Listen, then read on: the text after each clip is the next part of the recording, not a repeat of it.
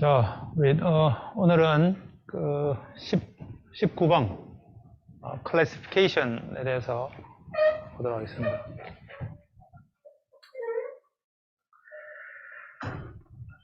클래시피케이션은 뭐 프리딕션의 일종이고요. 우리 지난 시간에 봤던 리그레션도 프리딕션의 한 과정이라고 볼 수 있겠습니다. 그래서 그 프리딕션의 개념으로 우리가 클래시파이어를 어떻게 설계를 하는가, 그리고 그 클래시파이어에서 항상 이게 그 하나의 레코드가 다른 하나의 레코드가 얼마나 가까운가, 뭔가 이런 어떤 디스턴스라는 개념이 있는데, 그 디스턴스라고 하는 것을 활용해서 가장 가까운 네이버를 찾는 nearest neighbor classifier, 뭐 이런 걸 우리가 설명을 하고, 그 다음에 클래시파이어가 가지고 있는 어떤 그 클래시파이어가 있을 때 그것이 성능이 어떻게 되는가, 그걸 어떻게 평가하는가, 그런 내용들을 우리 오늘 다뤄보겠습니다. 자, 먼저 prediction인데요. prediction이라고 하는 것은 그 어떤 데이터가 있으면 데이터에 그 attribute의 값을 우리가 캐싱하는 거다. 뭐 이런. 그래서 먼저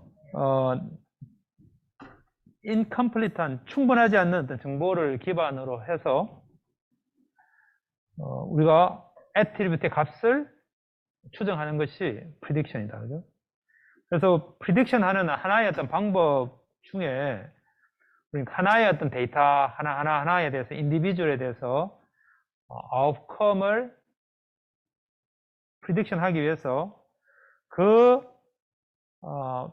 individual과 그 개인과 가장 가까운, 유사하다고 생각되는 그런 어떤 다른 것들을 쭉 찾아서, 그 다음에 그리고 또 그 다른 것이 이미 그 아웃컴을 알고 있는 그걸 활용해서 우리 이제 prediction을 한다. 이게 이제 가장 간단한 방법이 되겠어요.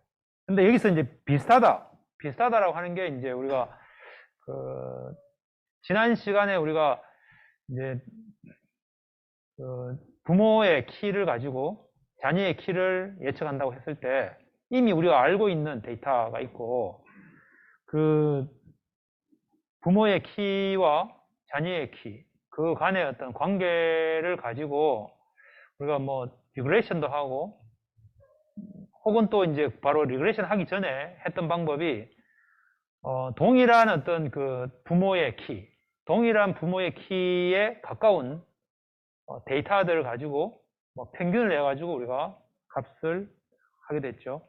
그러니까 이제 이런 과정에서 다 이런 개념이 포함이 되어 있다고 보면 되겠어요.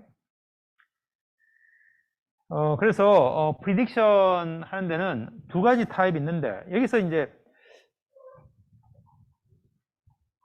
그 incomplete하다는 것이 무엇을 의미하는가 하면 이제 데이터가 있는데 부모의 키에 자녀의 키라고 하는 것이 이미 이제 완성된 어떤 그런 데이터도 있고, 부모의 키, 근데 자녀의 키가 비어 있어요. 자녀가 키가 비어 있는 이런 어떤 완성되지 않은 어떤 정보들에서 그 정보를 채워 넣는 것이 prediction이다. 이렇게 우리가 이제 아주 일반화된 개념으로 표현할 수 있는데, 그때 요 데이터가 어떤 데이터냐에 따라서 만약에 수치적인 거면 우리가 리그레션이라고 하고, 이것이 카테고리컬 데이터하면 클래시피케이션이다. 이게 굉장히 잘 설명된 개념이에요. 자, 그러면 이때 이제 그 부모의 키를 가지고 자녀의 키를 예측한다고 할 때 그 부모의 키만 데이터가 있고 자녀의 키에 대한 데이터 정보가 없는 그런 인컴플리트한 어떤 그 정보에서 이것을 이제 채워 넣을 때 이것이 뉴메리컬 하면 이걸 리그레션 문제다 라고 하고, 그 리그레션 문제인데, 그러면 이제 그에 대해서 요 두 개의 관계를 이 리니어하다고 보고 리니어 리그레션 라인을 예측해서 그걸 우리가 모델로 두고 이제 할 수도 있고, 아니면 원래 있는 데이터들에서 가장 유사한 부모의 키에 유사한 어떤 데이터들 가지고 그걸 우리가 평균 낼 수도 있고, 이 두 가지가 전혀 다른 접근 방법인데 결과는 비슷하죠. 근데 이제 다른 이유는 앞에 것은 리그레션 라인을 만드니까 이 두 개의 데이터, 부모의 키와 자녀의 키의 관계라고 하는 것을 직선의 방정식으로 만들었고, 그 모델 자체가 기울기하고 접변만 있으면 그럼 그 데이터만 가지고 부모의 키를 넣으면 바로바로 우리가 함수를 통해서 결과가 나오니까 굉장히 잘 작동이 되는데, 그리고 또 저장될 정보도 없고, 반면에 니어리스트 네이버처럼 기존에 있던 트레이닝 데이터에 대해서 모든 데이터를 다 가지고 있다가 내가 부모의 키를 딱 주면 그 부모의 키하고 가장 가까운 데이터들을 다 모아가지고 그거에 자녀의 키의 평균을 가지고 구하니까 매번 프리딕션 할 때마다 그 트레이닝 데이터를 다 가지고 있어야 되니까 굉장히 어려운데, 대신에 앞에 있는 리그레이션 모델은 원래 있는 그 데이터 자체가 리니어하지 않다면 어떡하느냐, 혹은 아니면 이제 또 리니어하다고 피팅하는 그 라인 자체가 얼마나 정확한가, 이 모델 자체가 구하기가 어려울 수도 있고, 근데 뒤에 있는 우리가 이제 니어리스트 네이버는 그거에 대한 모델 자체가 어떤 건지 전혀 상관없이 우리는 그냥 트레이닝 데이터만 있으면 항상 문제를 풀 수 있으니까 이 두 개가 비슷한 결과를 내지만 그 장단점이 다 있을 거예요. 자, 그런데 그 중에서 수치화하는 게 아니라 그냥 카테고리를 합니다. 그래서 우리가 이제 비슷한 문제 같지만 이거를 이제 그 아웃풋이 어떤 분류 형태로 되어 있으면, 그 여러 개의 어떤 레이블 중에 하나를 골라야 되는 어떤 그런 형태라면 여러 카테고리 중에, 그러면 이걸 우리가 클래시피케이션이라고 한다. 근데 이게 완전히 다른 문제 같지만 그런 관점에서 보면 동일한 문제라고 볼 수 있겠습니다. 그런데 이제 우리가 리그레션과 클래시피케이션을 그런 식으로 구분해서 설명할 수 있겠어요. 자, 이제 그 프리딕션에 얘가 우리 이미 많이 쓰고 있는데, 이게 이제 제 메일박스에서 이미지를 가지고 우리 이제 이게 뭐 경기가 어려워서 힘드시다면 한번 보세요 해서 이거 딱 보면 이제 냄새가 이게 스팸이다 이 느낌이 딱 들죠, 그죠? 제가 인간관계가 좋아가지고 누군가 계속 컨설팅 해주고 제가 좀 어려우면 누구든지 이렇게 해주면 좋겠지만 뭐 이게 아마 스팸 같아요. 이게 지금 급한데 빨리 지금 14 밀리언 달러에 대한 비즈니스 프로포저가 있는데 너 이거 진짜 빨리 답장 주면 돈 주겠다 이런 건데, 이것도 역시 아무도 저한테 아마 이런 걸 하지 않을 거예요. 자, 근데 이제 너가 좋아하는 어떤 것들을 이제 하면 헬로프레시라고 하는 것에서 65% 첫 번째 살 때 65% 할인한다. 근데 이제 이때부터 우리가 얘가 스팸인지 아닌지가 좀 모호해요. 왜냐하면은 물론 이 광고고, 그런데 나는 평상시에 헬로프레시라고 하는 걸 계속 이용한 애용자인데 그 이제 멤버한테 굉장히 좀 좋은 베니핏의 어떤 이런 메일을 보낼 수도 있잖아요. 그러니까 이게 이제 어떤 상황인가에 따라서 얘를 스팸인지 아닌지 사실은 판단하기 굉장히 어려운 부분이 있어요. 근데 만약에 이게 굉장히 좋은 어떤 그 기회의 어떤 정보인데 이게 스팸에 들어가면 그 사람한테는 굉장히 치명적일 수 있겠죠, 그죠? 아니면 또 뭐 이런 것도 있어요. 프롬프트 매뉴스크립트라고 해서 제목이 있고,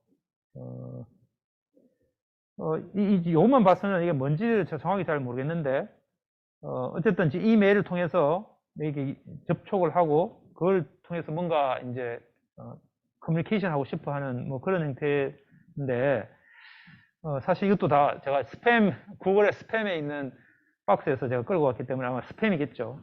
근데 이제 혹시 또 모르죠. 이게 이제 내가 이제 논문을 어딘가에 제출했는데 빨리 이거 처리를 하지 않으면 뭐 안 되는 그런 뭐 상황일 수도 있을 것이고, 또 이제 뭐 블랙 프라이데이 세일, 물론 이렇게 보면 대부분이 이제 그 스팸이지만 앞서 이야기했던 것처럼 제가 이제 루비똥에 아주 충성 고객이라서 항상 이런 어떤 할인된 코드들을 제가 정기적으로 받는다면 이것도 굉장히 중요한 정보일 수 있어요. 자, 그래서 이런 부분들이 다 이제 이 텍스트만 보고 얘가 스팸인지 아닌지 그걸 판단하는 거는 바로 클래시피케이션 문제죠. 그러니까 우리가 이제 그럼 이걸 문제를 푼다고 하면 어려운 게 아니라 우리가 트레이닝 데이터가 있고 트레이닝 데이터는 이런 어떤 텍스트를 쭉 주고 샘플을 주고 얘가 클래스가 스팸이면 1, 스팸이 아니면 0 이렇게 한 전체 트레이닝 데이터 쫙 있는 거죠. 이걸 가지고 어떻게든 이제 학습을 하고 근데 이제 기존에 있던 방법은 우리가 미리 어떤 키워드들을 가지고 있으면서 이 키워드들의 조합으로 요런 형태면 이게 스팸이야 하면서 우리가 계속 이제 스팸 1 키워드들을 계속 사용자가 입력하든지 아니면 또 이것을 분류하는 엔지니어가 프로그래머가 그런 것들을 데이터를 보고 분석해 가지고 나름 코딩을 하면 그럼 기존 방식대로 만드는 클래시파이어고 여기서 우리가 다루고 있는 머신러닝이라고 하는 것은 그걸 어떻게 하는지에 대한 것보다는 데이터를 기반으로 그 데이터가 주어지면 그 데이터에서 의미 있는 스팸인 것과 스팸이 아닌 어떤 것들로부터 우리가 원하는 어떤 패턴을 찾고 규칙을 찾아가지고 그걸 이용해서 문제를 풀면 이게 이제 머신러닝 기법이 되겠죠. 그래서 우리가 이제 머신러닝 알고리즘이라고 하는 것은 수학적인 모델을 우리가 만드는 거예요. 앞서 우리가 이제 리니어 클래시파이어라고 하는 것도 혹은 리니어 리그레션이라고 하는 것도 전부 그런 어떤 데이터로부터 그런 어떤 수학적인 모델을 만든 거죠. 이게 직선이라고 하는 그런 수학적인 모델을 이용해서 리그레션도 하고. 근데 기본적으로는 머신러닝은 바로 샘플 데이터를 기반으로 해가지고 이러한 수학적인 모델을 만들어 간다, 계산해 간다, 그죠? 근데 이 샘플 데이터를 우리는 트레이닝 데이터라고 해요. 학습 데이터를 이용해 가지고 수학적인 모델을 이제 만들어 가야 되겠습니다. 그래서 이걸 통해서 우리가 프리딕션 할 수도 있고 혹은 디시전 할 수도 있고 그런데 이것이 어떤 특정 태스크를 수행하기 위해서 익스플리트하게 프로그래밍 하지는 않고 우리가 이제 자동적으로 이 머신 매스메리컬 모델을 데이터를 기반으로 해가지고 찾아서 그걸 기반으로 해서 이런 프리딕션도 하고 디시전을 하면 이게 다 머신러닝 알고리즘이다 이렇게 하는 거죠. 이때 이 수학적인 모델을 뉴럴 네트워크 모델을 쓰면 이게 이제 뉴럴 네트워크라고 하고 그것에서 우리 레이어를 굉장히 많이 하면 이걸 이제 딥러닝이라고 하고 이게 이제 결국 머신러닝이라고 하는 그 방법 중에 그런 어떤 통계학적인 방법을 쓸 수도 있고 또 이런 그 뉴럴 네트워크를 쓸 수도 있고 뭐 굉장히 다양한 형태의 방법들이 있을 수가 있겠습니다. 자, 그래서 조금 전에 봤듯이 그런 어떤 그 스팸 같은 경우에는 텍스트를 주고 물론 이게 텍스트가 그냥 텍스트가 아니고 타이틀 그 다음에 뭐 거기에 대한 어떤 뭐 실제 메일의 컨텐트 혹은 또 이메일 어드레스 뭐 이런 것들을 어떤 중요한 어떤 피처 중에 하나로 애트리뷰트로 주고 그 어쨌든 텍스트 기반으로 해가지고 우리가 원하는 아웃풋이 스팸인지 아니면 스팸이 아닌지 이걸 우리가 판단하는 의미의 클래시파이어를 만든다 그러면 이거 우리가 다 머신러닝 기법으로 문제를 해결해 볼 수가 있겠다, 그죠? 지금 이 파트는 우리 이제 우리 연구실에서 많이 하고 있는 것 중에 하나인데 이렇게 이제 사진에서 보면 하나의 사진 영상에서 요 픽셀 한 픽셀이 자동차에 해당되는 건지 길에 해당되는 건지 아니면 뭐 인도에 해당되는 건지 건물에 해당되는 건지 이런 것들을 우리가 결국 여러 개 중에 하나를 선택하는 거니까 이게 역시 클래시피케이션 문제죠. 근데 이걸 우리가 이런 형태의 문제를 우리는 이제 시멘틱 세그멘테이션이라고 해요. 그러니까 이미지가 있으면 그 이미지에서 어떤 영역이 도로에 해당되는 건지 어떤 영역이 자동차에 해당되는 건지를 분류하는 문제라고 볼 수 있겠습니다. 그래서 실제 이런 인풋이 있으면 이런 인풋이 이런 형태의 결과가 나오도록 이제 학습을 하는 거죠. 다 동일한 그죠. 근데 물론 이런 것에서 이렇게 되도록 하는 것에 대한 데이터들이 일단 많이 있어야 되겠죠. 그런 트레이닝 데이터들이 많이 있고 그 다음에 이제 요 데이터가 비어있는 그런 데이터가 주어졌을 때 그걸 어떻게 채워넣을 것인가. 이게 동일한 형태의 문제라고 볼 수 있겠어요. 다만 여기서는 이제 텍스트하고 좀 달리 영상을 다루는 어떤 그런 것에서 사용되는 어떤 기술들이 많이 지식들이 들어가야 되겠죠. 그죠?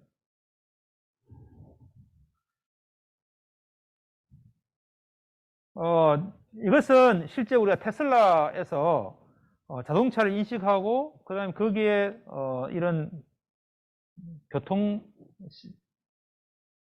스탑 사인이라든지 아니면 여기에 있는 뭐 횡단보도라든지 아니면 이게 도로의 라인 이런 것들을 다 인식을 하고 클래시피케이션, 좀 전에 봤던 클래시피케이션 문제에다가 그 다음에 해당되는 자동차가 있으면 그 자동차가 어디에 있는가라고 하는 위치 정보를 알아야 되니까 그 위치 정보는 뉴메리컬한 데이터죠.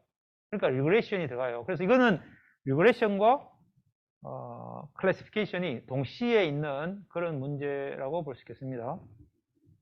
이게 이제 실제 응용해서 봤을 때는 굉장히 복잡한 문제 같지만 어쨌든 기본으로 따져가 보면 우리가 지금까지 봤던 부모의 키와 그 다음에 이제 자녀의 키 이렇게 해서 전체 우리가 하나의 어떤 데이터에 비어있는 부분들을 어떻게 채워넣을 것인가 라고 하는 형태의 문제로 본다면 뭐 단순하게 그렇게 해석할 수 있겠습니다. 자, 그래서 우리가 지금 뭐 이 호크아이를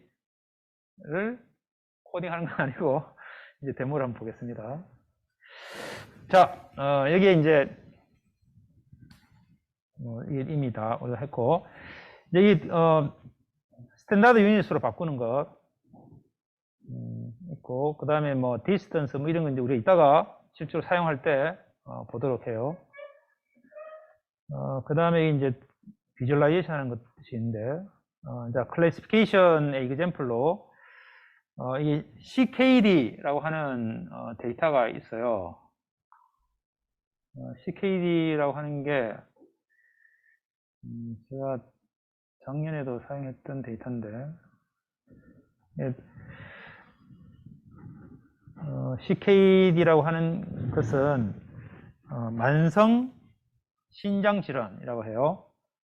Chronic Kidney Disease라고 해서 실제 이제 만성 신장 질환이 있는지 없는지를 체크하기 위해서 환자한테 피를 뽑아 가지고 혈액 검사를 하고 그에 대한 어떤 결과를 이렇게 테이블로 이렇게 쭉 만든 게 CKD 데이터예요. 그러면 이제 이 사람의 나이가 있고 그 다음에 혈압 있고 뭐 여러 가지 어떤 정보들이 쭉 있어요.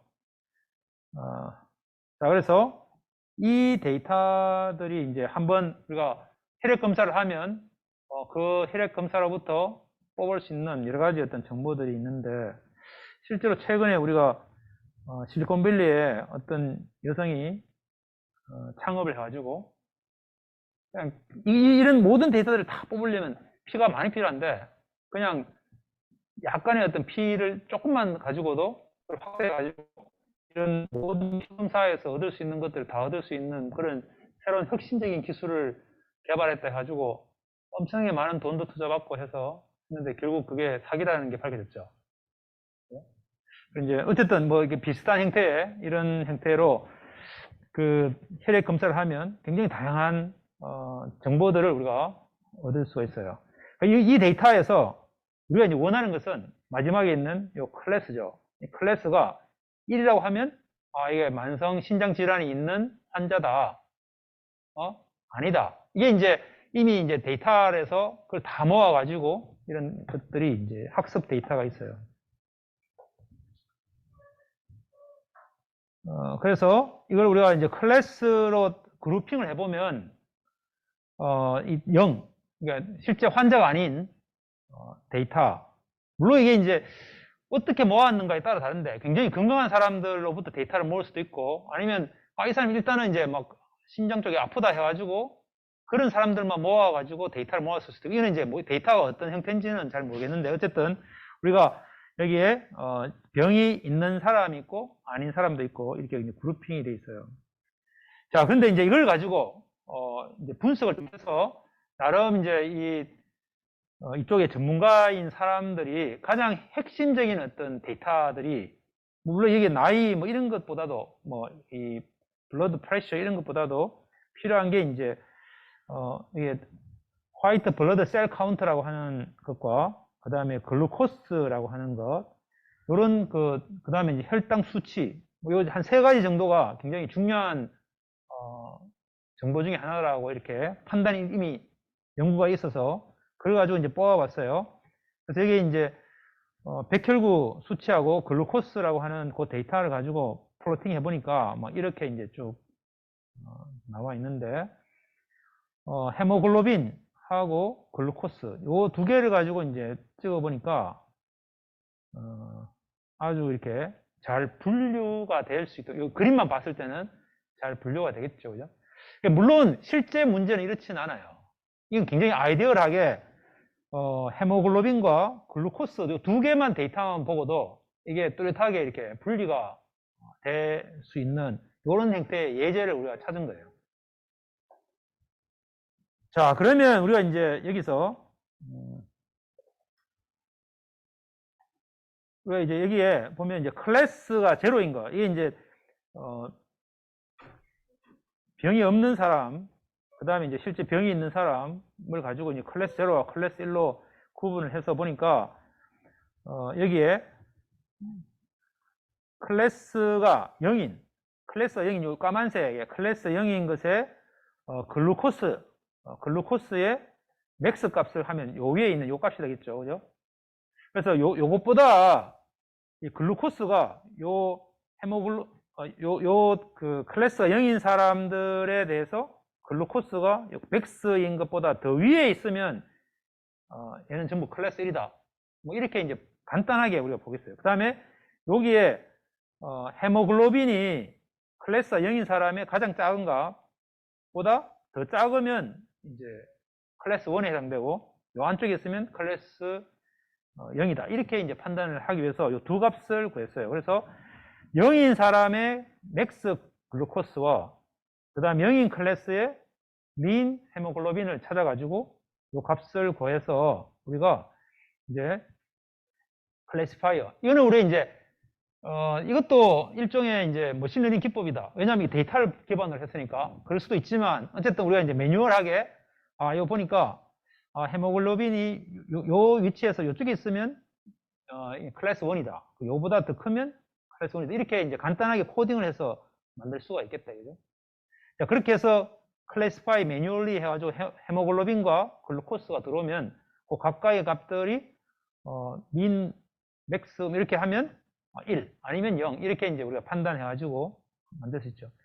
자, 그래서 클래시파이 매뉴얼리 해가지고 15, 100이라고 하는 값을 주면 이게 이제 이게 헤모글로빈이 15고 글루코스가 100이죠. 그러니까 헤모글로빈이 15고 그 다음에 글루코스가 100이면 이 안쪽에 있으니까 얘는 클래스 0이다. 이렇게 해서 이제 0이 나온 거고, 이렇게 10에 300을 주면 이게 10에 300을 주면 이쪽에 있죠. 그러면 얘는 클래스 1이다. 이렇게 이제 간단하게 클래시파이어를 만들 수 있겠다, 그죠? 이건 뭐 굉장히 간단한 이그젬플이기 때문에 우리 이런 식으로도 이제 만들 수가 있을 거예요. 자, 근데 여기에 이제 뱅크 노트라고 하는 테이블이 있는데, 이 뱅크 노트라고 하는 것은 얘가 지금 이제 가짜 돈인지 진짜 돈인지를 분석하기 위해서 여러 가지 어떤 피처들을 뽑는데, 그 중에 뭐 웨이블릿이라고 하는 피처를 뽑아가지고 거기에 베리언스와 스큐와 뭐 컷 이런 것들을 뽑고, 그 다음에 이제 이것에 대한 엔트로피와 그 다음에 클래스 이렇게 해서 이제 되어 있는 데이터가 있어요. 자, 이걸 우리가 이제 또 클래스로 나눠 가지고 보면 0인 클래스가 762개고 1인 클래스가 610개 이렇게 이제 데이터가 있는 거죠. 그래서 이걸 가지고 우리가 이제 웨이블렛 베리어블 베리언스와 웨이블릿 커트를 가지고 해보면 막 이렇게 막 좀 중복되는 게 있는데, 이걸 가지고 우리가 앞에서처럼 뭔가 이렇게 딱 나눠 가지고 웨이블렛 베리언스가 얼마 이상 되면 이렇게 구분하기 어렵죠. 막 이렇게 섞여 있어요. 그렇지만 어쨌든 패턴을 보니까 대략 좀 분리가 될 수 있는 것처럼 보여요. 그리고 이제 또 다른 어떤 변수를 가지고 보면은 뭐 이렇게 웨이블렛 Q와 엔트로피를 가지고 해보니까 또 이렇게 조금 구분이 되는 것 같은데 또 이제 좀 바뀌어 있어요. 자, 그래서 여기에 이제 이거를 이제 이야기하려고 하는 것은 이것도 이제 많이 이렇게 스타디를 해보니까 이게 이제 세 개의 파라메타를 가지고 3차원으로 뿌려보니까 어느 정도 이렇게 구분이 되더라, 이런 거죠. 근데 이제 이거를 제가 조금 더 이제 이거를 돌려가지고, 보니까, 여기에, 이게 이제 그 엑시스 3D라고 하는 것이 3차원으로 보여주는, 모듈인데, 이게 이제 뷰 이닛 해가지고, 이게 이제, 포지션과, 이 엘리베이션과 아지무스라고 해서 엘리베이션은 우리가 각도를 이렇게 보는 게 엘리베이션이고 아지무스는 뭐 이렇게 보는 게 아지무스예요. 그래서 이 두 개의 파라미터를 여러분이 적절하게 막 수정해 보면 이 데이터가 3차원상에서 이렇게 회전을 쭉쭉 해요. 제가 이제 여러 개를 해보고 가장 베스트인 값을 찾아보니까 20에 150으로 이렇게 회전을 쫙 해보면 이렇게 딱 봐서 요 뷰에서 딱 나눠지는 이 3차원의 플레인을 기준으로 해가지고 이게 리니어 클래시파이어로 그 플레인에서 왼쪽에 쓰면 0, 오른쪽에 쓰면 1 이렇게 이제 나눌 수 있다, 그죠? 이거는 이제 요 데이터를 보고 얘는 이제 리니어 클래시파이어만 잘 디파인하면 정의하면 이렇게 나눌 수 있겠구나, 뭐 이렇게 이제 이 문제를 볼 수 있는 거죠.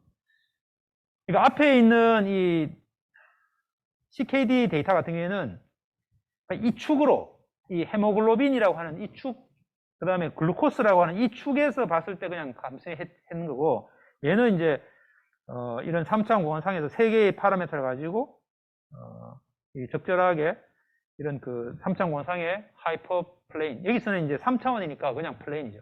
이 3차원 평면을 정의하고 그 평면을 기준으로 해서 위에 있느냐 밑에 있느냐 이렇게 이제 나눠서 클래시피케이션 할 수 있다, 뭐 이런 거죠. 자, 그래서 이제 대략적으로 우리가 이제 이걸 보고 이 클래시파이어를 만들 수가 있겠구나.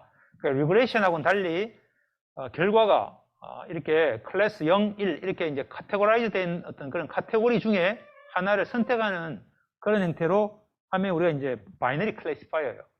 두 개 중에 하나를 하는 거고, 아니면 이제 여러 개 중에 하나를 선택하는 뭐 그런 클래시파이어도 있겠죠. 자, 그래서 이제 이 클래시파이어라고 하는 것을 어떻게 하는가? 우리 지금 이미 봤던 것처럼 그 이그젬플들에 대한, 이그젬플이라고 하는 것은 결국 트레이닝 데이터예요. 그 트레이닝 데이터들에 대한 애트리뷰트를 쭉 주고, 그러면 이 클래시파이어가 그 이그젬플의 레이블을 프리딕션 하는 게 클래시파이어다, 그죠? 자, 그래서 우리 비어있는 그 클래스 애트리뷰트에 0을 넣을 것이냐 1을 넣을 것인가, 뭐 이걸 이제 찾아가는 게 클래시파이어다. 그러면 원래 이 파퓰레이션이 있을 거예요. 그럼 그 파퓰레이션 전체에 대해서 우리가 다 학습을 할 수는 없고, 항상 문제라고 하는 것이 모든 파퓰레이션에 대해서 다 학습을 할 수는 없고, 이 중에서 샘플된 데이터들이 항상 있어요. 그래서 그걸 우리가 이걸 샘플된 것이 뭐 얼마나 많은가, 이게 많을수록 우리가 나중에 파퓰레이션에 대해서 문제를 풀 때 더 도움이 되겠죠. 어쨌든 이제 샘플이라고 하는 개념이 있고, 그 다음에 그거에 대한 레이블이 있어요.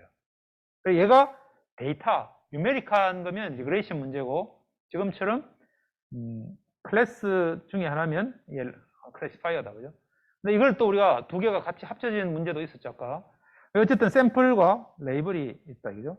그럼 이거를 어느 나눠가지고 위에 있는 부분을 우리가 트레이닝 셋이라고 그러고, 밑에 있는 걸 우리가 테스트 셋이라고 해서, 실제 테스트 셋은 쓰지 않고 트레이닝 셋만 가지고 이 클래시파이어를 학습을 시키죠. 근데 이 학습이 우리가 봤듯이 nearest neighbor처럼 원래 데이터들을, 트레이닝 데이터를 다 가지고 있으면 쓸 수도 있고, 아니면 이거를 우리가 간단한 어떤 특정 모델, 뭐 이 직선, 아까 봤던 것처럼 이제 이 3차 공화상의 플레인, 이런 것들로 이렇게 파라메타로 찾아가지고 모델링하고 그걸 기준으로 해가지고 클래시파이어를 만들 수도 있겠죠. 그렇게 한 후에 그 다음에 이제 테스트 데이터 가지고 실제로 테스트 데이터를 해보니까 어떻더라. 근데 이 클래시파이어는 기본적으로 이 트레이닝 셋을 가지고 열심히 나눴기 때문에 당연히 테스트 셋으로 적용시켰을 때도 동일하게 된다는 보장은 없죠. 그리고 트레이닝 셋으로도 완벽하지 않죠. 그러니까 우리가 앞에서 우리가 봤듯이 라인으로 만든다고 하면 그 리그레이션에서 그 라인 자체가 이미 모든 트레이닝 데이터에 대해서 다 완벽한 게 아니라 어느 정도 에러가 있는 형태로 우리가 표현을 했기 때문에, 그래서 트레이닝 셋에서도 어느 정도 에러가 있지만 그것이 어쨌든 테스트 셋에서도 잘 작동이 돼야 되겠다, 그죠?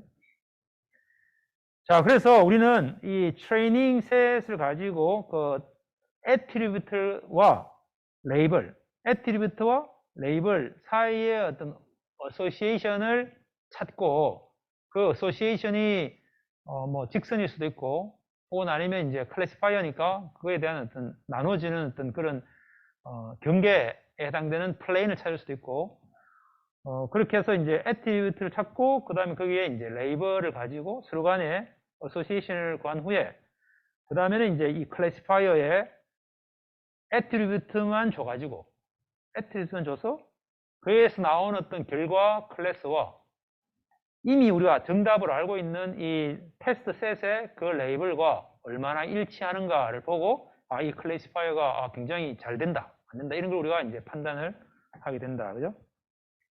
자, 그래서 그 중에 이제 가장 간단한 클래시파이어가, 우리가 지금 이게 머신러닝 클래스가 아니기 때문에 그에 대한 어떤 굉장히 다양한 알고리즘들을 우리가 다 배울 수는 없고, 가장 간단한 nearest neighbor classifier를 보자, 그죠? 자, nearest neighbor classifier는 이런 거죠. 트레이닝 셋을 다 가지고 있으면서 내가 테스트 셋에 어떤 특정 애트리뷰트를 주면 그것과 가장 가까운 트레이닝 셋에 가장 동일한 애트리뷰트를 가지고 있는 애를 가지고 그것의 레이블, 그게 테스트되는 인풋의 레이블과 같을 것이야 라고 가정하고 그 레이블을 쓰는 게 nearest neighbor classifier. 굉장히 간단한 방법이죠. 근데 실제로 우리가 현실에서도 상당 부분 이렇게 쓰죠.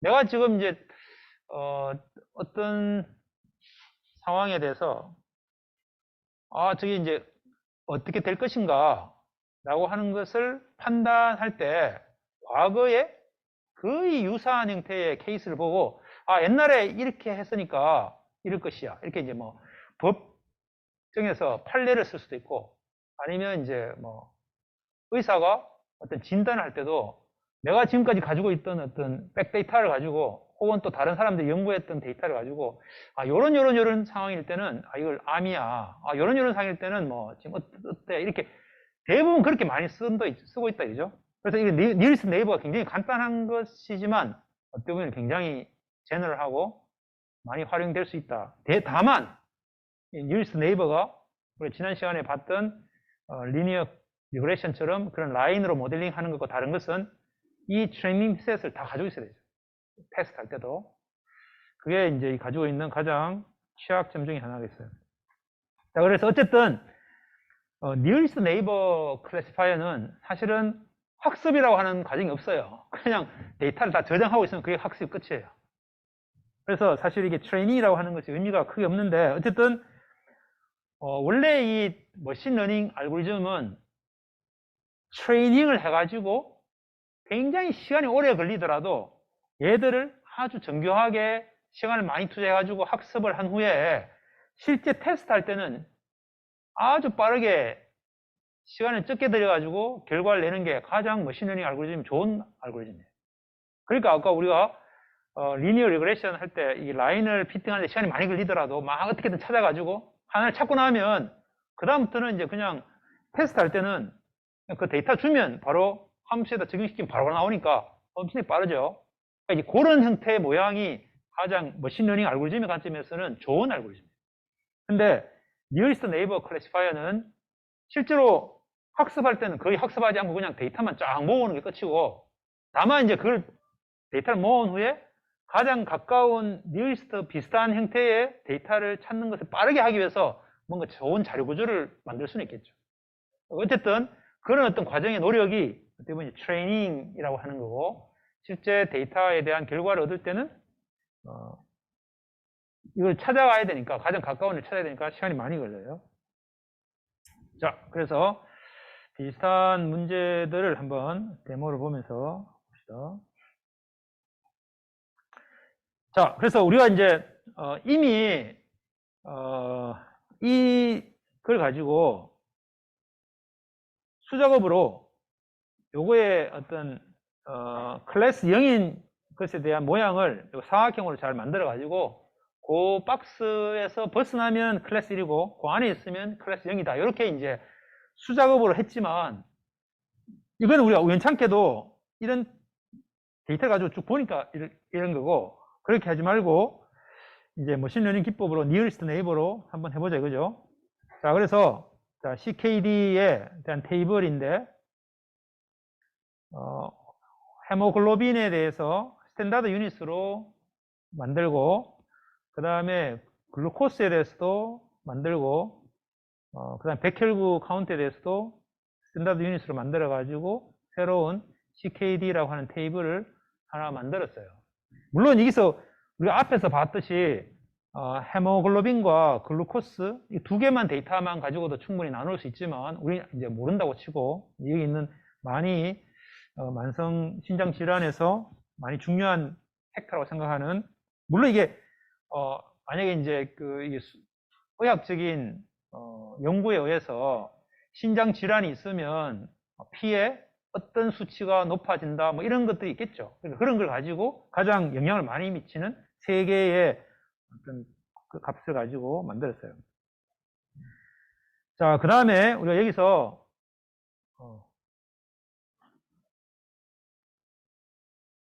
컬러 테이블을 만들어서 일부러, 그래서 이게 클래스가 1과 0 해서 클래스 만들고, 1이면 다크 블루고 0이면 골드, 이렇게 해서 해서 컬러 테이블을 만들고 이걸 조인해 가지고 클래스로 조인을 하면 이제 테이블에 컬러가 들어가 있을 거예요. 그래서 이 컬러로 그룹핑을 해서 만들었어요. 그래서 이제 컬러가 골드인 것과 다크 블루인 이렇게 두 개를 가지고, 자, 그래서 여기에 이제 0과 1.5, 이게 헤모글로빈이 0이고, 그 다음에 글루코스가 1.5인 그걸 가지고 앨리스라고 하는 사람이 이런 값을 가지고 있다라고 해서 만들고, 그 다음에 이제 이 것에 가장 가까운 걸 보여달라 이거죠. show closest라고 하는 함수가 이 앞에 있는데, 자, show closest라고 하는 것은 이 포인트를 주면 여기에 이제 배열의 xy라고 하는 것에서 우리가 이제 여기서 지금 이제 헤모글로빈하고 글루코스만 쓰니까 백혈구 수치에 대한 컬러라고 하는 그 액티브 컬럼을 드롭 시켜 가지고 헤모글로빈과 글루코스라고 하는 것만 있는 데이터를 만들었어요. 그리고 여기서 이 포인트, 입력된 포인트와 가장 가까운 한 개를 써달라. 이게 클로지스트예요. 자, 클로지스트는 다시 들어가 보면, 클로지스트는 이 트레이닝 데이터가 있고 그 중에서 포인트가 입력으로 들어왔고 K개를 찾아라 라고 하면 이 트레이닝이라고 하는 전체 테이블에서 이 포인트 하나하나씩 해가지고 얘와 트레이닝의 한 로와 이 입력된 포인트하고의 거리를 가지고 디스턴스라고 하는 컬럼을 새로 만들어서 거기에 디스턴스를 다 집어넣어 가지고 만든 새로운 테이블, 이게 with distance예요. 자, 그러면 테이블 with distance를 들어가 보면 얘는 이 디스턴스에 새로운 걸 하나 만든 거죠. 거기다가 트레이닝에 있는 것의 모든 데이터와 요 포인트 가지고 전체 디스턴스를 만드는 배열을 하나 만든 거예요. 그래서 그걸 가지고 디스턴스라고 하는 레이블에다가 컬럼을 넣는 거예요. 그럼 all distance는 또 뭐냐? 그럼 이게 계속 이게 하니까 여러분이 한번 시간을 가지고 차근차근히 한번 코딩을 보면 어렵진 않아요. 다 간단하게 되어 있으니까. 자, 어쨌든 지금 여기서 우리가 원하는 것은 얘가 클로지스트라고 하는 것은 요 테이블에서 입력된 요 포인트하고 가장 가까운 K개를 뽑아주는 게 클로지스트라고 하는 함수인데 여기서는 한 개만 찾는 거죠. 그게 나온 게 T예요. 그러면 그 T가 테이블이기 때문에 이게 원래 클로지스트가 테이블로 나오는 이유가 K개를 뽑는 거기 때문에 그래요. 그래서 한 개를 뽑으면 하나만 나오겠죠. 그래서 이 T의 첫 번째 로우에 첫 번째 0, 1번째 아이템을 그래 X라고 하고 2를 Y라고 해가지고 그렇게 해서 이제 스캐터 해가지고 쭉 뿌리고 원래 있던 헤모글로빈과 글루코스로 스캐터를 뿌리고 그 다음에 요 X 클로지스트 요 포인트 원래 입력된 포인트 요 입력된 포인트도 스캐터로 해서 그림을 그리고 빨간색으로 그 다음에 선을 긋는데 가장 가까운 X, Y 클로지스트하고 방금 이 포인트하고 라인을 긋는 거예요. 자, 그래서 결과를 보면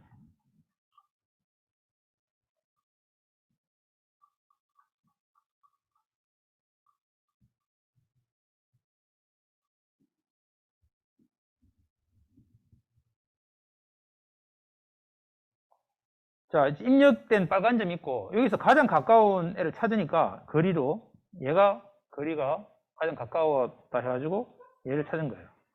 자, 그러면 우리가 가장 가까운 애를 아니까 얘의 레이블을 우리는 얘의 레이블이다 이렇게 하면 되겠죠. 이게 이제 nearest neighbor classifier예요. 그러니까 이제 많은 경우에 우리가 이제 어떤 면접도 그렇죠. 면접도 어떤 저 친구가 이런 질문에 저렇게 답변하는구나라는 걸 보고 내가 지금 과거에 지금까지 어떤 직원들이 이런 패턴으로 이렇게 해서 이런 친구들이 굉장히 일을 잘하더라 뭐 이런 나름의 어떤 데이터를 가지고 이제 찾아가는 뭐 그런 거라고 비슷하다고 볼 수 있겠어요. 자, 그런데 여기 이제 그러면 0과 0.95 물론 얘가 일부러 얘를 딱 찾으면 얘가 뽑힐 것이고 얘를 조금씩 밑으로 쪼고다 보면 어느 순간인가 가장 가까운 게 골드색이 가장 더 가까운 점이 있겠죠. 그러니까 우리가 이제 클래시파이어라고 하는 것은 항상 어떤 이 공간이 있으면 공간에 이게 피치 공간인데 피치 공간에 어떤 점들이 까만색이었다가 어느 시점인가 딱 건너뛰면서 골드 색깔로 싹 바뀌는 그 디시전 바운드가 있다. 결정의 그 경계, 결정 경계라고 하는 게 항상 존재한다. 자, 그래서 얘는 더 내려가다 보면 이제 얘는 여기하고 연결되는 거 얘는 이제 골드고 조금 전에 거는 이제 블랙이다. 그죠? 자, 그래서 얘가 하는 일은 뭔가 하면은 전체 이 공간을 마이너스 2에서 2까지 x도 마이너스 2에서 2까지 y도 마이너스 2에서 2까지 가면서 x, y의 값들을 다 append 해가지고 x, y 값들을 쭉 만들어서 그 각각에 대해서 우리는 이제 헤모글로빈과 글루코스 해가지고 테이블을 딱 만들었어요. 텍스트 그리드. 그러면 그 해당되는 모든 점들에 대해서 이 작업을 하는 거죠. 해가지고 얘가 nearest neighbor가 골드면 얘도 골드야. 가지고 모든 점들을 샘플링 해가지고 그 점들에 대해서 까만색과 골드색을 찍어요. 얘는 그냥 모든 점들을 다 찍은 거고 그냥 그래서 그 점에 대해서 nearest를 찾아서 그 컬러로 바꿔서 찍은 게 얘예요. 클래시파이 된 거.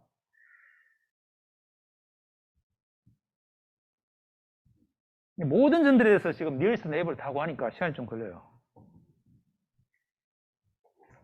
자, 그렇게 하니까 이제 요 점은 얘가 제일 가까웠겠죠. 요 점은 얘가 제일 가까웠겠죠. 이런 식으로 해가지고 이제 쭉 보니까 얘가 이제 디시전 바운더리다. 그죠? 여기는 이제 요 중간을 싹 지나가고, 요렇게 해서, 이런 전체 공간을 나눌 수가 있다. 근데 사실은 이렇게 하진 않아요. 그냥 우리가 이제 개념적인 걸 보여주기 위한 거니까. 어쨌든 우리가 이제 검색해야 될 어떤 데이터의 공간이 있으면, 혹은 이 피처의 공간이 있으면 그 피처 공간을 이렇게 어떤 클래스와 어떤 클래스로 이렇게 나눠지는 경계면이 있는데, 이거를 이제 얘가 리니어하다 해서 이제 2차원에서는 직선으로 그거를 나누려면 이게 리니어 클래시파이어고, 이것처럼 그렇게 모형을 갖지 않고 그냥 데이터에 기반으로 해서 난파라메트릭하게 맞는 게 이게 이제 니어리스트 네이버죠.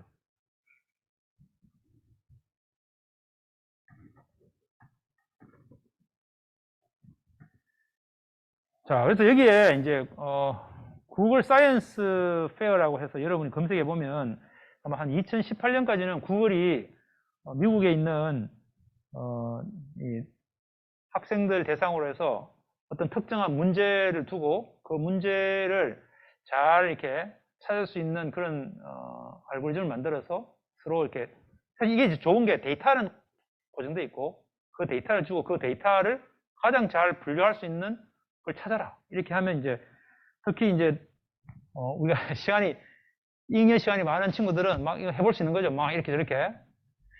자, 그렇게 해서 하니까 그 당시에 2012년에 17세 고등학생인데 브리트니 웨그너라는 친구가 이 유방암 클래시파이어를 99%의 정확도로 만들어 가지고 우승을 했어요. 그래서 여기 보면은 이제 실제 이제 양성암과 악성암 이런 것들을 가지고 이제 이 데이터가 이미 쭉 있고 이거에 대해서 다 레이블이 되어 있는 거죠. 그럼 이걸 가지고 이제 우리가 어떤 머신러닝 알고리즘을 써서 이걸 분류를 할 수 있는 분류기를 만드는 거죠. 그래서 고등학교 때 여기 이제 대통령 상도 받고 뭐 이렇게 해서 이제 화이트하우스에도 갔다 오고 뭐 그랬대요. 자, 그래서 요 데모를 잠깐 보면 이게 이제 브레스트 캔서에 대한 테이블인데 이게 이제 환자들이 있어요. 그럼 여기 뭐 굉장히 복잡한데 뭐 여러 가지 이제 그 데이터들에 대해서 이제 이거는 어떻게 보면 이제 이게 전문가들이 나름 이제 이걸 클래시파이 한 데이터들이고 여기에 이제 클래스가 있어서 0과 1로 해서 동일하게 이제 여기서 이제 컨테스트이기 때문에 실제 테스트 데이터는 주지 않고 트레이닝 데이터만 가지고 모델을 만들고 그 다음에 이제 테스트 데이터는 이걸 이제 제출하면 그 이제 주체 측에서 이제 가지고 있던 테스트 데이터를 가지고 테스트에서 어느 정도 성능이 나는지를 이제 체크를 하게 되겠죠. 근데 뭐 계속 전화가 막 수도 없이 오네요.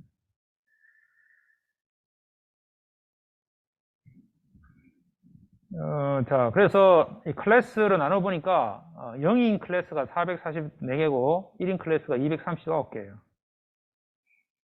자, 그래서 여기서 이제 두 개의 값을 가지고 분류를 하니까 뭐 이렇게 이제 표시가 됐어요. 근데 이제 얘가 굉장히 레귤러하게 되어 있는 것 같은데 실제로는 이거 이제 이미 전문가에 의해서 어떤 데이터에 대해서 사진을 찍든 아니면 여러 가지 어떤 유방암 검사를 하는 어떤 방법에 의해서 각각의 애트리뷰트마다 이게 디스크리트한 값으로 이렇게 다 매기다 보니까 이게 하나의 값에 굉장히 많은 데이터들이 축적되어 있어서 이렇게 보이는 거예요.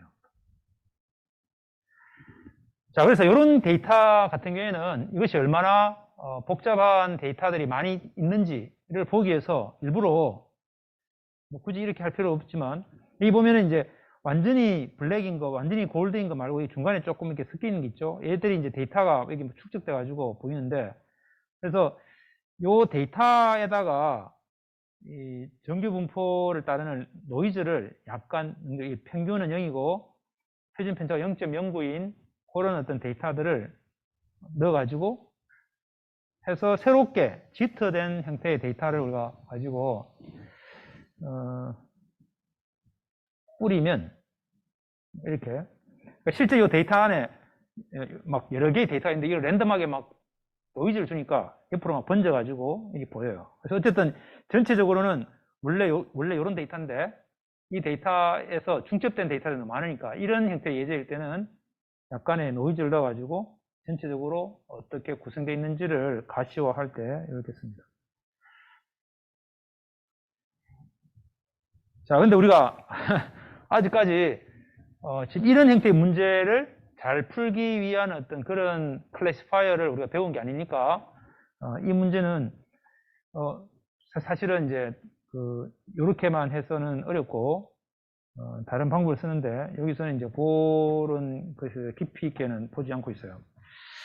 자, 여러분이 아마 이제 온라인상에서 검색을 해보면 쉽게 얘는 어떤 방법으로 어떻게 했는지 알 수 있을 거예요. 자, 어쨌든 우리가 이제 앞에서 nearest neighbor라고 했을 때 거리라고 하는 개념이 중요하죠. 그래서 이제 그 데이터의 각 애트리뷰트들에 대해서 유사하다라고 하는 것을 이야기하기 위해서는 결국 값이 얼마나 다른가, 결국 얼마나 다른가라고 하는 것은 이 피처 공간상에서 이 거리라고 하는 형태로 표현이 되니까 distance라고 하는 것을 항상 정의하게 되는데, 복잡한 게 아니라 우리는 이제 피타고라스 정리에 의해서 만약 2차원의 어떤 두 점이 있으면 이 두 점의 거리라고 하는 것은 각각의 각 디멘션의 차이, 그 차이를 제곱해가지고 다 돼가지고 루트 취한 게 이게 이제 유클리디언 디스턴스라고 하죠.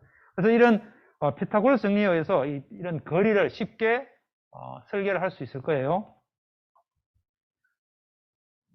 자, 그래서 만약에 두 개의 점의 거리, 그러니까 두 개의 애트리뷰트를 갖는 두 것의 거리라고 하면 앞에서 봤던 이런 식으로 표현이 되고, 세 개의 애트리뷰트면 뭐 이렇게 되고, n개의 애트리뷰트면 그냥 쉽게 확장을 해가지고 이렇게 두 점 사이의 거리라고 하는 것을 n차원의 유클리디언 디스턴스로 쉽게 구할 수가 있겠다, 그죠?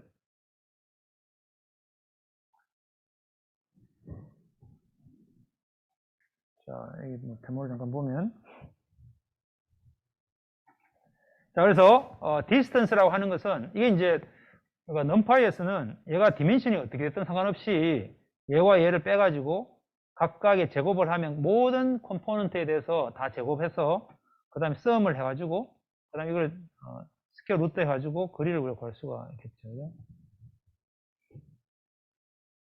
그 다음에 이제 로우 디스턴스는 이게 테이블에서 해당되는 로우와 또 다른 로우 사이의 거리를 이렇게 로우 1과 로우 2를 주면 그 로우 1에 물론 이제 이게 칼럼은 배열로 우리가 테이블에서는 배열로 정의돼서 모든 칼럼의 아이템들이 다 동일한 타입의 이 값으로 되어 있지만 여기에 이제 테이블에서 로우에 해당되는 것은 사실은 다 타입이 다를 텐데 우리는 이제 이거를 거리를 구하는 거니까 다 동일한 어떤 값 타입으로 되어 있다고 가정하고 이걸 바로 어레이로 만들어 가지고 로우 1에 어레이를 만들고 로우 2에 대해서도 어레이를 만들어 가지고 이것의 디스턴스를 구하는 것을 로우 디스턴스로 만들었어요. 자, 그 다음에 이제 페이션트라는 게 아까 우리 여기 있는 이 페이션트에서 클래스라고 하는 거를 빼야 되죠.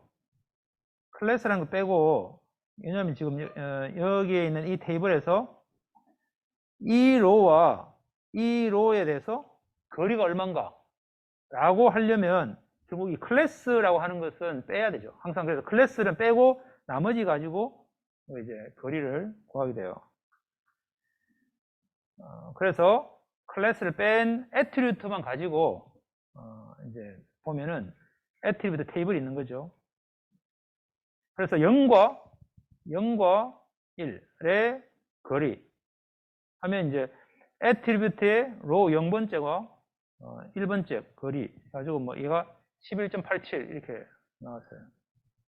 얘도 0과 2는 2.23이고 2와 2는 자기 자신이니까 당연히 여기 나오겠죠.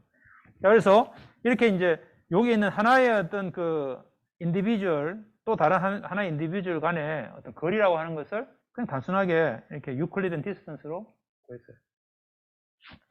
요거에 대해서 조금 문제가 이슈가 있는데 그거는 우리가 다음 시간에 좀 다시 보기로 하고, 어쨌든 우리는 이제 디스턴스라고 하는 개념을 가지고 우리는 그랬다, 그죠?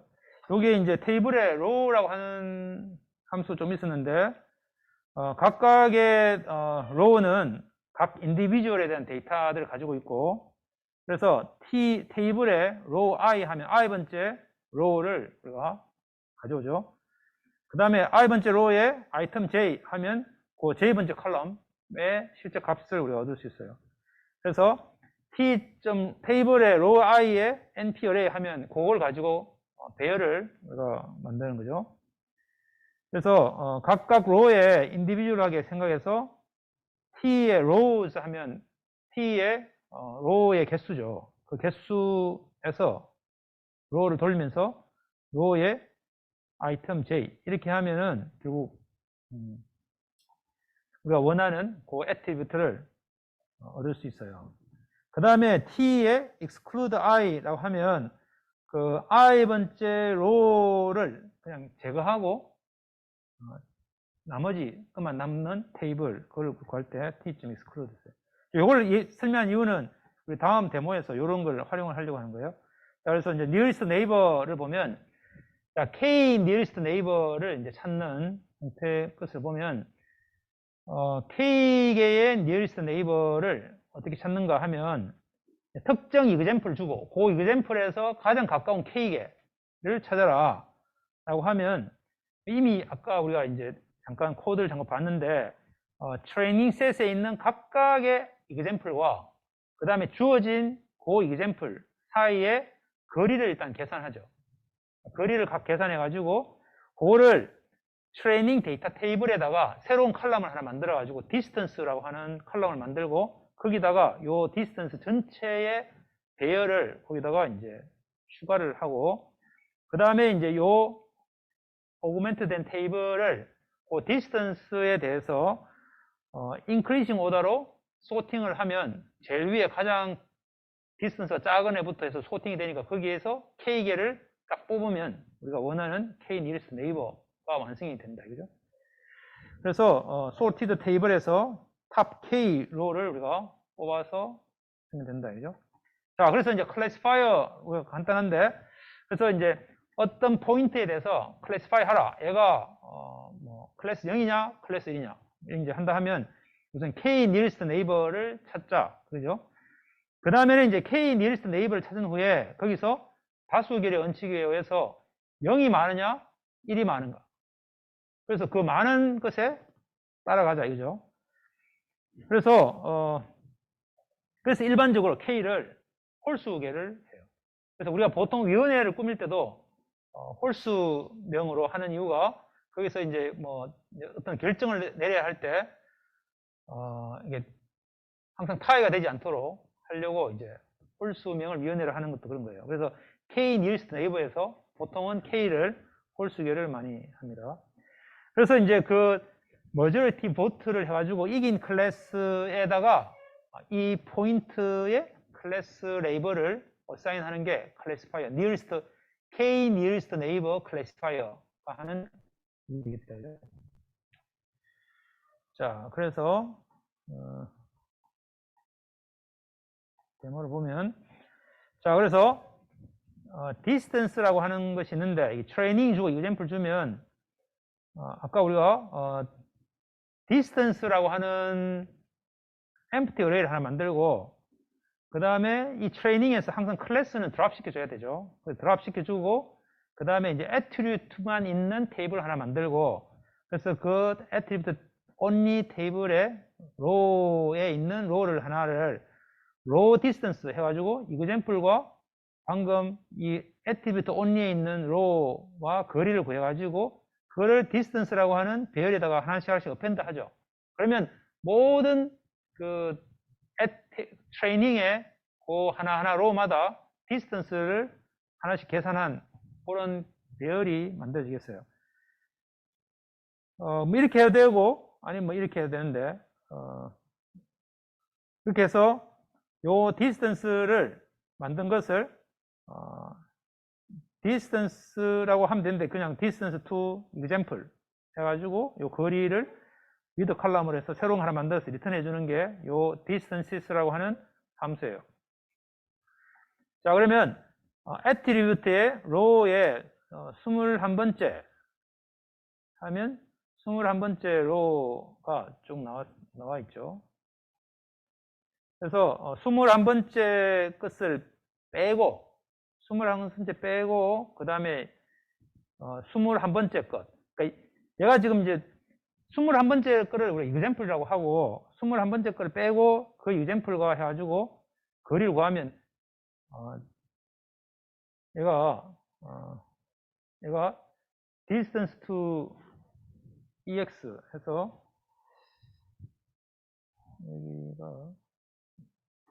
여기가 이제 4.3589 해서 얘가 아마 21번째로 하고 가장 가까운 애고 그럼 두 번째, 세 번째 해가지고 쭉 나오죠.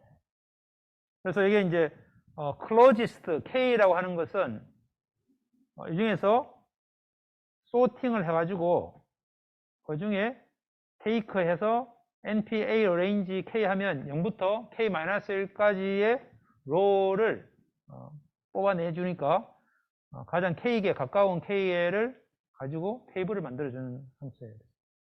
그래서 자, example은 아까 요 patients의 21번째 것이었는데 그 21번째 거를 빼고 21번째 거하고 closest 5 하면 가장 가까운 5개를 쫙 뽑아주죠.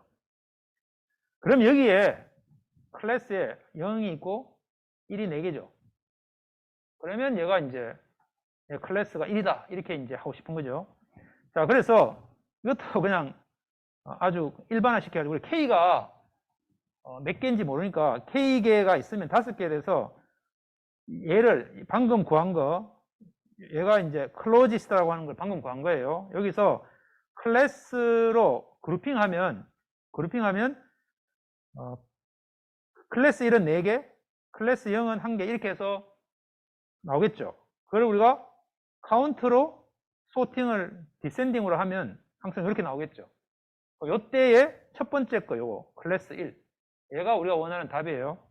그래서 majority class라고 해서 탑 K라고 하면 탑 K를 주고 그의 클래스로 해가지고 소팅해서 카운트로 디센딩으로 한 후에 칼럼 0번째 것에 아이템 1, 0번 하면 얘가 딱 나오죠. 1.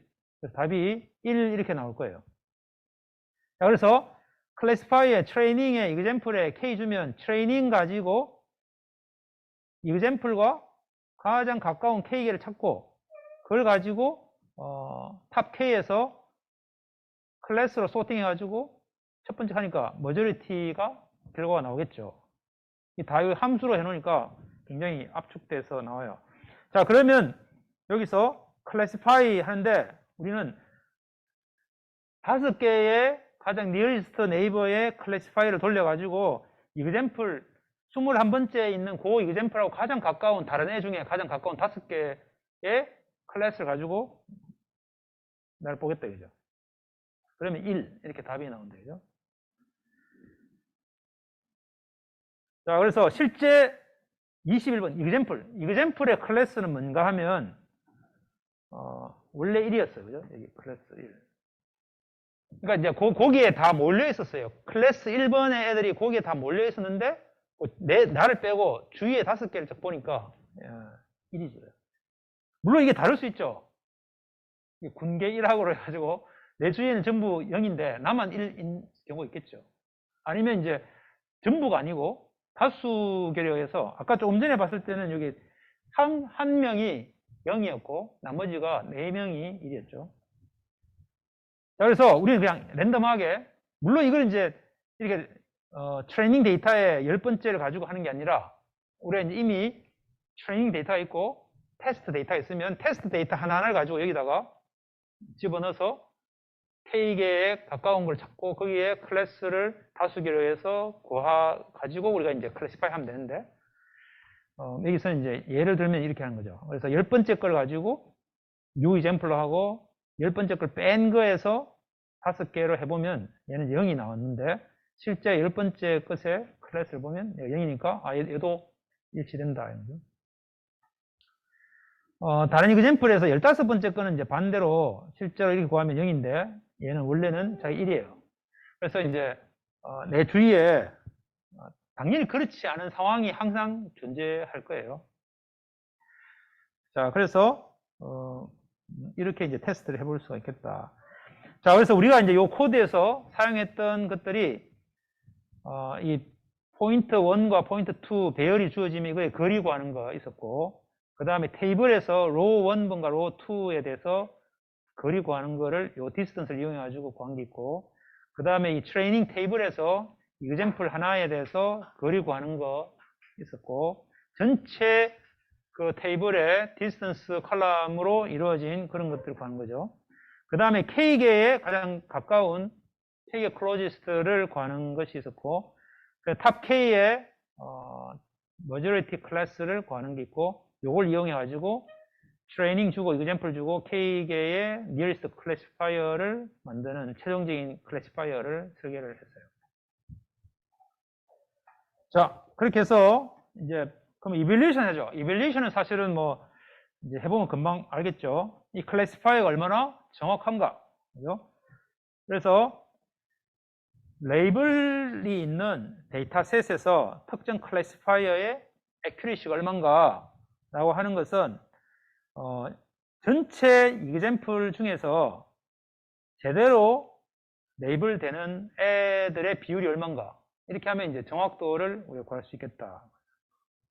그래서 실제 어떤 그 클래시파이어가 프리딕션한 결과와 그 다음에 실제 true 레이블 간의 어떤 비교를 해가지고 같은 애들에 대해서만 우리가 카운팅하면 되겠어요.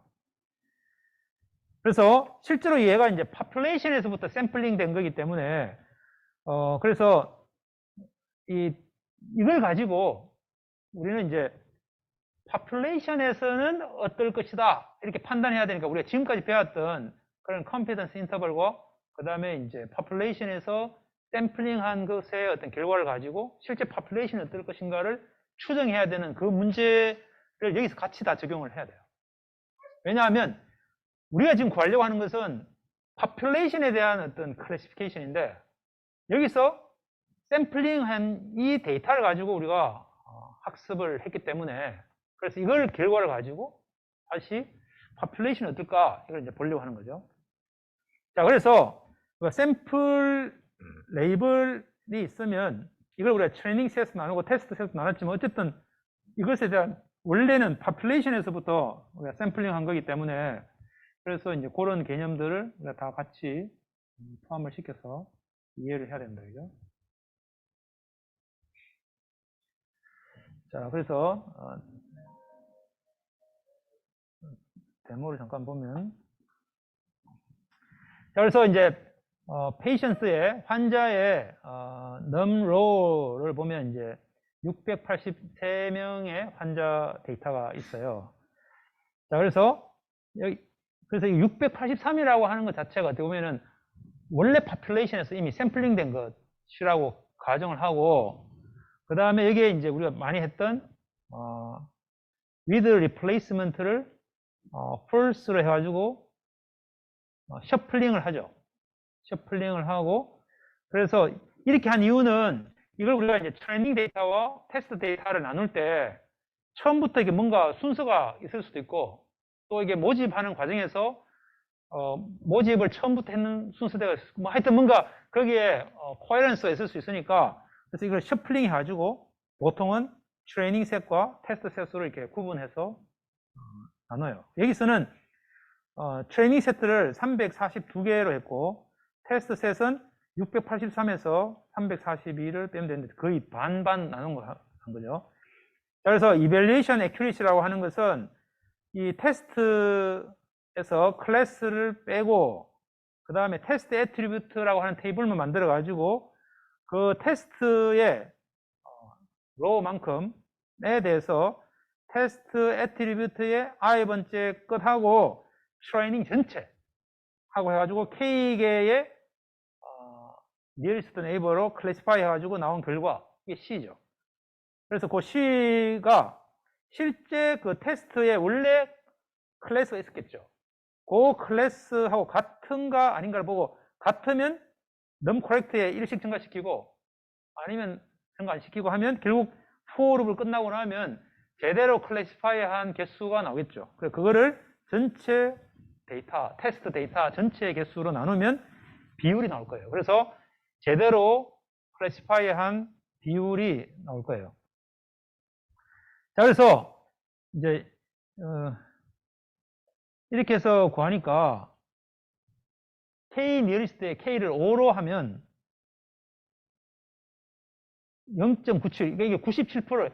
그러니까 아까 우리가 이제 9월 사이언스 페어에서 보면 99%로 했다니까 엄청나게 높은 것 같아요. 근데 굉장히 단순한 알고리즘으로 그냥 K nearest 해서 5개씩 뽑아가지고 해도 대략 97% 나오니까 여기 조금만 더 하면 되겠죠. 근데 물론 이제 고등학생이 이런 개념들을 다 알고 문제를 풀긴 사실 쉽지 않을 거예요. 자, 그래서 이게 3개, 그 다음에 11개, 뭐 1개 이렇게 해보면 이게 어떻게 보면 하이퍼 파라메터예요. 그래서 이제 이걸 K nearest에 몇 개를 했는가에 따라서 값이 조금씩 달라지는데 K가 크다고 해가지고 무조건 좋은 건 아니에요. 왜냐하면 내가 어느 위치에서 굉장히 많은 친구들의 의견을 다 모으면 우리가 원하지 않는 형태의 결과가 나올 수도 있기 때문에, 그래서 어쨌든 1개를 하면 한 95%인데 여기 보면은 이제 여기서는 한 3개 정도 하는 게 가장 좋은 결과가 나왔다고 볼 수 있겠습니다. 자, 근데 이제 우리가 이런 작업들을 하기 전에, before classifying 하기 전에 해야 되는 여러 가지 작업들이 있는데, 그 중에 이제 하나는 뭐 이런 문제가 있어요. 이 사진을 보고 내가 개인지 늑대인지를 구분하는 만약에 그런 걸 하고 싶다. 얘는 개예요, 늑대 같아요. 개. 네, 정답은 늑대입니다. 우리가 전문가가 아니니까 뭐 모르죠. 자, 이거는 개일까요, 늑대일까요? 네, 늑대입니다. 바로 금방 학습이 되잖아요, 그죠? 자, 이거는 개일까요, 늑대일까요? 네, 제가 이제 이 샘플을 뽑은 거는 늑대 같은 개와 개 같은 늑대 그 종이 있어요. 그래서 그것만 주로 제가 보여주고 있어서 그런데 이쯤 됐다 보니까 사실은 이제 데이터를 모을 때 주로 이제 늑대 데이터를 모으다 보면 주로 이제 막 이런 눈도 오고 막 이게 좀 이게 굉장히 이게 숲 속에 데이터들이 있다 보니까 이런 데이터를 가지고 쭉 모아서 뭘 하다 보면 실제 개의 정보보다는 주위에 있는 배경에 의해서 굉장히 많이 학습이 되게 돼요. 물론 사람도 마찬가지예요. 사람도 어떤 학생을 보고 이 사람이 성실한 거 아닌가를 보는데 도서관에서 열심히 공부하고 있는 모습을 보면 지금 성실하구나 이렇게 잘못 오해할 수도 있잖아요. 그러니까 이제 그런 의미에서 이런 데이터들이 사실 원래의 어떤 이 개에 충실하지 않고 주위의 환경에 많이 잘못될 수도 있다 이거죠. 그래서 이거는 이제 여기가 늑대 둘, 개 2마리인데 그래서 이제 이런 환경에 의해서 많이 의존될 수도 있다. 뭐 그런 예를 든 거예요. 자, 이제 여러분 학습 많이 됐으니까 요걸 기준으로 해서 얘는 뭘까요? 네? 늑대. 네. 자, 개입니다. 자, 근데 이제 우리가 이 문제에서 보면 사실은 이제 이 종에 따라서 원래는 이제 한 부류에서 와가지고 이렇게 이제 진화해 가면서 뭐 이제 이렇게 그 늑대와 개로 이렇게 분류가 됐는데 그러다 보니까 이제 여기서 이거 학습을 하는 데 있어서 실제 어떤 피처들에 의해서 우리가 이게 개인지 넉대인지를 구별하는가라고 하는 것들이 여러 가지 어떤 피처들을 뽑아서 학습하는 과정에서 이제 분류를 할 텐데, 그때 이 샘플링 되는 데이터 자체가 어떤 형태의 데이터인가에 따라서 이 성능이 굉장히 많이 달라지는 가장 대표적인 예 중에 하나라고 볼 수 있겠어요. 자, 그래서 우리가 이제 트레이닝을 하든 혹은 테스트를 하든 그 데이터들을 이제 모을 때 얘들이 이걸 가지고 만든 그 클래시파이어가 있을 때 그 클래시파이어가 파퓰레이션에 충분히 대표가 되는 어떤 그런 데이터들로 구성이 돼야 된다. 근데 그렇지 않고 어떤 치우친 형태의 데이터만으로 샘플링 된 걸 가지고 학습을 하면 당연히 파퓰레이션에 적용시켰을 때는 우리가 원하는 결과가 안 나올 수 있다, 이거죠. 그 다음에 또 이제 클래시파이어를 우리가 열심히 만들다 보면은 이 테스트 데이터의 가장 완벽한, 사실은 테스트 데이터의 가장 완벽한 거는 one nearest neighbor classifier는 테스트 데이터, 트레이닝 데이터의 가장 완벽한 거예요. 왜냐하면 원 트레이닝 데이터가 있고 거기에 트레이닝 데이터 하나를 딱 집어넣어 가지고 가장 가까운 걸 찾으면 항상 자기가 제일 가깝겠죠. 그럼 자기 거의 클래스를 그대로 쓰니까 완벽해요. 100%. 그러니까 트레이닝은 100%예요. 근데 테스트에서는 안 좋죠. 그래서 실제로 이제 우리가 K를 키우면 키울수록 K 니어리스트의 예를 들면 K를 키울수록 주위에 있는 것에 나하고 동일하지 않은 클래스 인내가 들어있을 것이고 그에 의해서 잘못 판단되는 경우 케이스가 있기 때문에 결국 트레이닝에 대한 애큐리시는 떨어질 거예요. 그렇지만 그것이 테스트 셋에서는 더 잘 될 수 있는데 우리가 너무 트레이닝에만 막 하다 보면 그 트레이닝에 아주 이렇게 거기에 잘 맞는 오버피팅된 너무 이렇게 많이 거기에 잘 맞도록 학습될 수가 있다, 그죠? 그러면 이것은 항상 테스트 셋에서는 잘 안 될 수가 있기 때문에 오버피팅이라고 하는 것을 우리가 머신러닝에서 데이터를 기반으로 할 때 항상 고민해야 될 이슈 중에 하나다. 이게 이제 오버피팅이 되는 문제예요. 자, 그래서 오늘 우리 수업은 이것으로 마치고 혹시 질문이 있으면 질문 받도록 하겠습니다.